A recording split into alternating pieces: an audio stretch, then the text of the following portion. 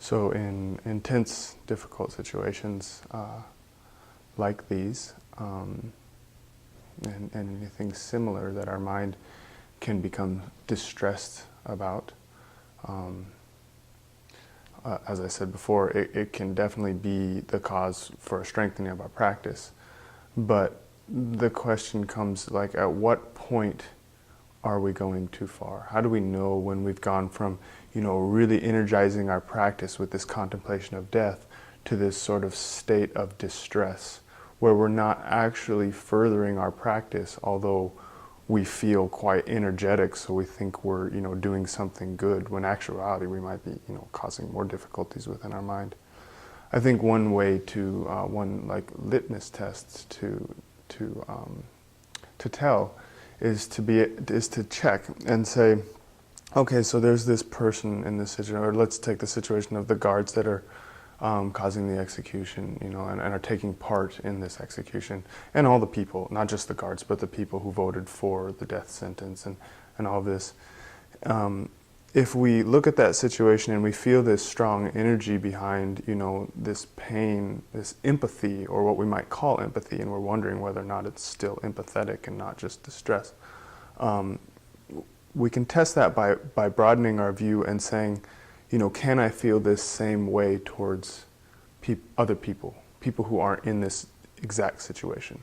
Because if we hold the Buddhist worldview, then we realize that, we're all murderers. I mean, we've all murdered many, many times in past lives. So maybe we didn't do it this life, but we still have that karma. We still have that karma that we've created, and so we'll still experience the effects of that if we don't become, purify our minds prior to experiencing those effects. So that being the case, and that being our worldview, the question is, can I still feel this sort of empathetic feeling towards everybody, because we're all really in the same boat in that way. We're all murderers. We've all murdered at some point in time. So can I feel this same sort of empathetic energy and this sort of compassion when I think about other people?